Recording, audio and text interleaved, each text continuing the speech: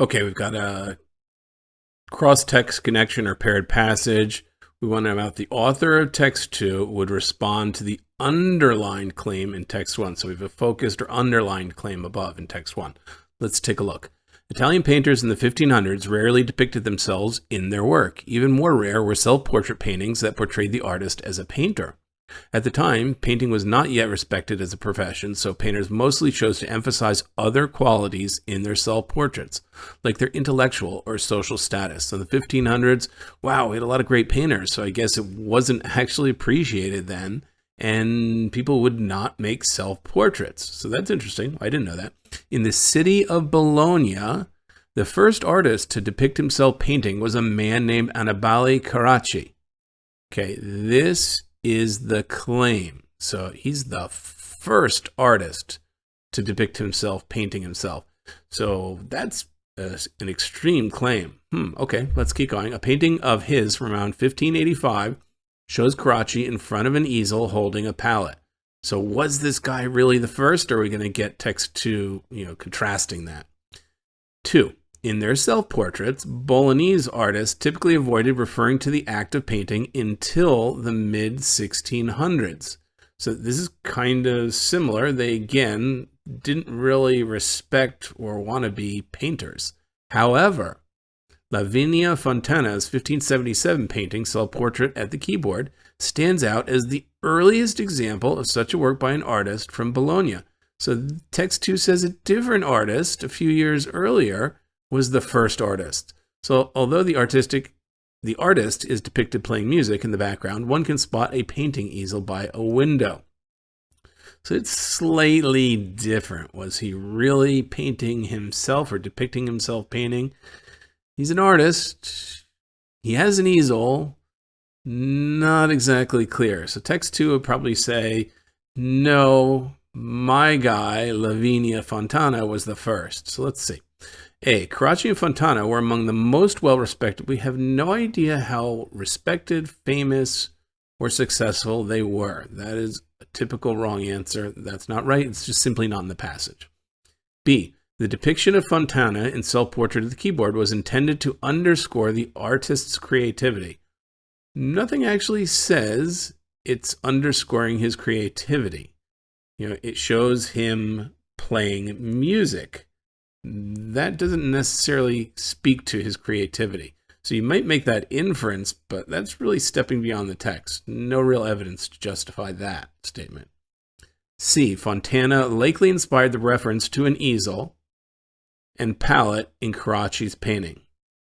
So how would Fontana, who came earlier, inspire the reference to an easel and palette in Carracci's painting?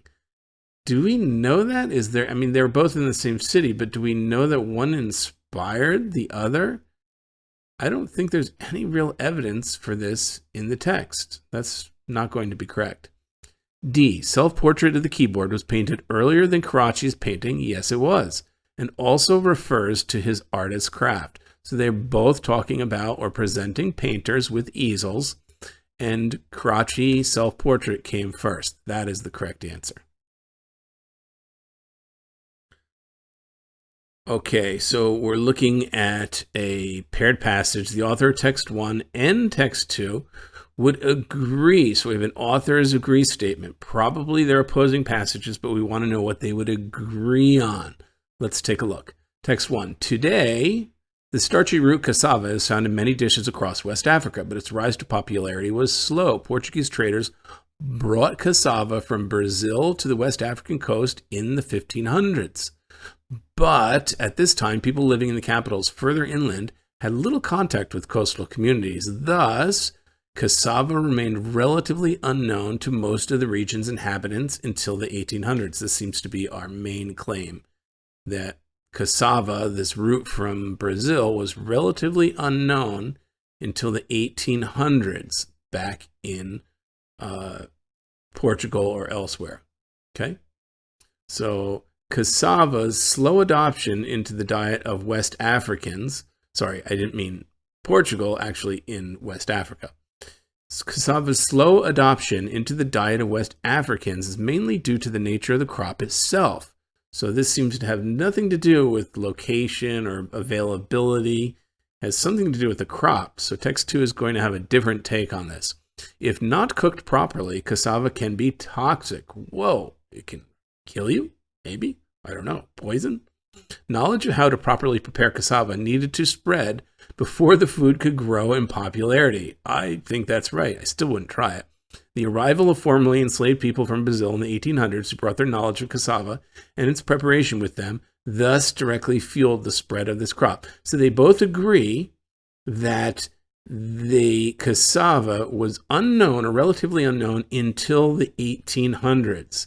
And one says it's because of location of cities inland versus not, and availability. The other said it was because of the slaves who had the knowledge of dealing with this toxic dish came in the 1800s. Either way, it's that they came in the 1800s. That's the predicted answer. Let's see the answer choices. A, cassava did not become a significant crop in West Africa until long after. No, that's not giving us any specific details, any particular. That's not going to be the right answer. Several of the most commonly grown crops in West Africa are written. No, this is nothing about other crops. This is specifically about cassava in this passage. That's irrelevant. C, the climate of the Western African coast in the 1500s. No, that's a third reason entirely, right? They had two different reasons in the text. Now we have kind of a third. That's definitely not right. D, the most commonly used methods to cook cassava today date to the 1500s. Whoa, that's not right. Okay, I need to go back. I think I overstepped and crossed something out I shouldn't. Well, not think, I know I did. I think cassava did not become a significant crop in West Africa until long after it was introduced. Well, we know it was introduced in the 1500s, right? So I guess technically that could be correct. I mean, I just thought because they didn't give any detail of long after. And let's check B as well. That seemed like it could have been a possibility. Several of the most commonly grown crops in the West Africa are originally, that's definitely not right because we don't know anything about several of other crops.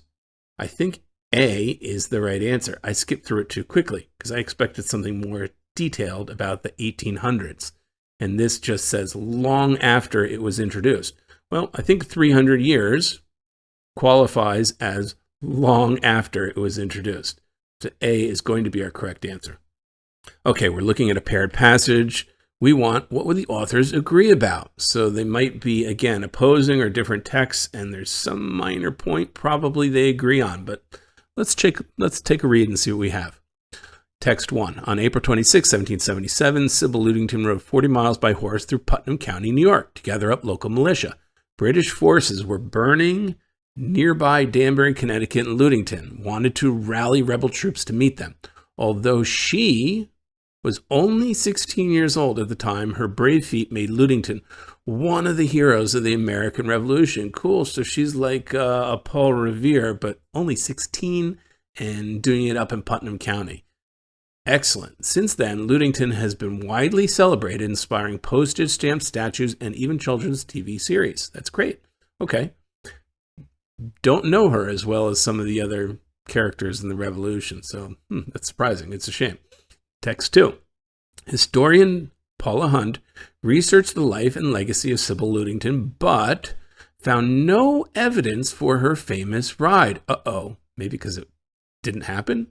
Although many articles and books have been written about Ludington, Hunt believes writers may have been inventing details about Ludington as they retold her story. Ludington is revered by Americans today, but there simply isn't a strong historical record of her heroic ride. Text 2 is saying it could have been made up, not Paul Revere. Okay, so let's see what answer choice says that.